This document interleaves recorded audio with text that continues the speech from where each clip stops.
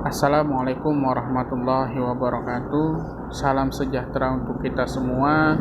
Mudah-mudahan kita masih diberikan kesehatan, selalu dilindungi dari segala mara bahaya dan wabah penyakit yang sedang melanda negeri ini. Dan untuk saudara-saudara kita yang telah mendahului kita, mudah-mudahan segala amal baiknya diterima oleh Tuhan Yang Maha Esa. Kesempatan kali ini gue mau ngeluarin unek-unek lagi, yaitu tentang kemarin viral di media sosial pada tanggal 24 Juli akan terjadi demonstrasi besar-besaran dengan tajuk Jokowi Endgame.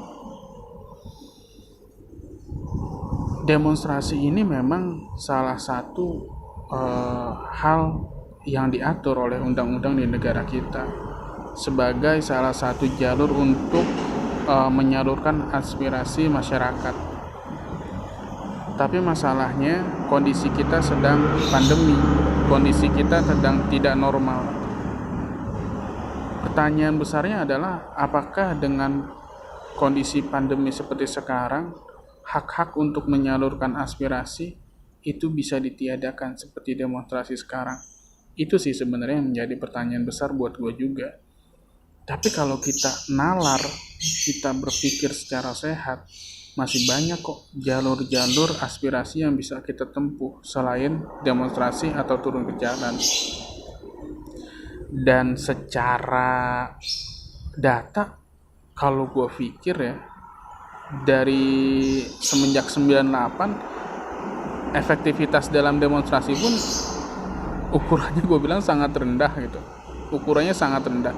Berapa banyak sih demonstrasi mahasiswa yang diterima oleh perwakilan daerah gitu atau perwakilan pusat?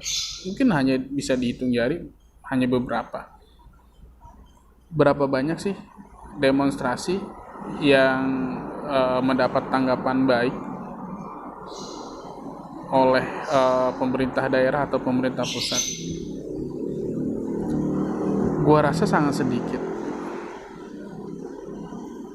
karena ya demonstrasi ini gue pernah jadi mahasiswa dan gue juga suka tuh ikut-ikut demonstrasi, karena apa ya, kalau lu jadi mahasiswa lu belum ikut demo tuh kayaknya ada yang kurang gitu. Walaupun ya gue paham apa yang kita perjuangin sebagai mahasiswa tuh gue paham gitu. Karena salah satu contohnya gue pernah turun ke jalan masalah bailout Bank Senturi. Pada saat masalah Bank Senturi itu ya gue sama teman-teman gue masih jadi mahasiswa, yaitu gue ikut demo. Waktu itu besar-besaran juga, itu lumayan besar di DPR, itu lumayan besar lah. Sampai gue itu gue punya peliharaan tuh burung hantu waktu itu. Jadi gue bawa burung hantu itu sebagai simbolis bahwa pemerintah, baik halnya DPR ataupun pemerintah pusat, itu seperti burung hantu coy. Karena kalau siang mereka pada tidur, kalau malam mereka pada bangun. Itu gua analogikan seperti itu saat itu. Untuk hal-hal seperti ini gitu, masih banyak sebenarnya jalur untuk menyampaikan aspirasi kita selain demonstrasi. Nah, karena ini jalurnya karena ini lagi pandemi, gua rasa sih jalur aspirasi dengan cara turun ke jalan atau demonstrasi sih kurang tepat, karena dikhawatirkan yaitu penularan virus corona lagi-lagi. Cuma kan pemerintah dalam hal ini tidak gue nggak tahu ya beritanya kepolisian memberikan izin atau enggak, karena kan demonstrasi ini kan harus ada izin kepolisian gitu. Tapi kan gue baca di berita, polisi kan sudah menyiapkan gitu, sudah mengantisipasi kerumunan massa yang akan rencananya kan itu kalau nggak salah dari Glodok sampai ke istana tersebar. Gue nggak tahu ini benar atau enggak, cuma kan yang gue baca di berita tersebar ini kan tujuan demo ini sebenarnya apa? Apakah menentang kebijakan PPKM atau apa? Mungkin itu salah satunya adalah menentang kebijakan PPKM.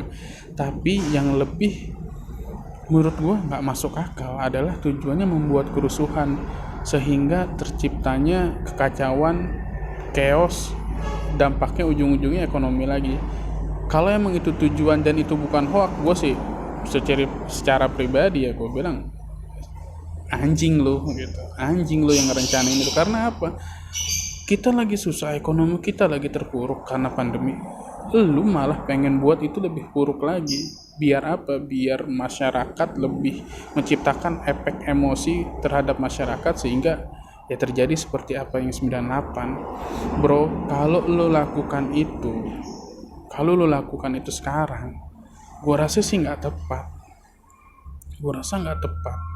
Karena apa? Kondisi 98 sama sekarang, walaupun sama nih kondisi ekonomi kita lagi susah, cuma masalahnya dampak sosial ekonominya itu beda dengan 98. 98 itu kan nggak ujuk-ujuk jadi.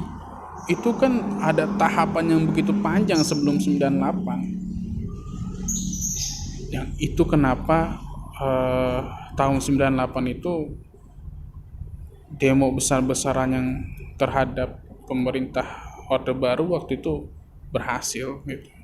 Dan saat itu memang jujur aja mahasiswanya itu solid. Sekarang solid nggak? Gue rasa ada beberapa yang solid, tapi ada beberapa, mohon maaf, ada beberapa yang hanya cari panggung, cari muka. Ini mohon maaf ya, ini pendapat gue pribadi. Tapi itulah yang sekedar sekilas gue penglihatan gue, yaitu parahnya lagi, banyak elit-elit di negeri ini menari-nari dengan hal ini. Sekarang kalau gini deh, kita harus membedakan personal sama kebijakan. Kalau lu nggak seneng dengan kebijakan pemerintah, dengan kebijakan Pak Jokowi, ya lu serang kebijakannya, bukan Pak Jokowinya. Kebanyakan sekarang itu lebih menyerang ke Pak Jokowinya ketimbang menyerang kebijakannya. Ini sih sedih. Dan hal-hal seperti ini dipertontonkan ke publik oleh elit-elit kita. Kapan demokrasi kita mau dewasa? Elit-elit politik tingkat atas di negeri kita itu harus memberi pendidikan politik terhadap rakyat di bawahnya. Banyak kan kita dipertontonkan kebodohan elit-elit politik kita di televisi kan banyak. Ada yang lagi sidang, lempar-lempar kursi, ada segala macam. Itu kan pendidikan yang buruk, pendidikan politik yang buruk untuk masyarakat di bawahnya. Jadi buat gua sih, kalau dalam hal ini ayo kita bahu-membahu, kita gotong royong, kita tunjukkan kalau kita Indonesia. Jangan ada yang menari-nari, jangan ada yang bermain-main dengan kejadian ini. Tentunya bermain-main dengan kejadian ini dengan tujuan adalah untuk kepentingan pribadi atau kelompok. Ini yang kurang ajar, dan orang ini adalah anjing. Gue berkata kasar seperti itu ya karena kalau lu Indonesia, kalau lu ngerasa lu orang Indonesia, harusnya lu punya hati nurani untuk nggak ngelakuin hal itu. Terima kasih. Assalamualaikum warahmatullahi wabarakatuh.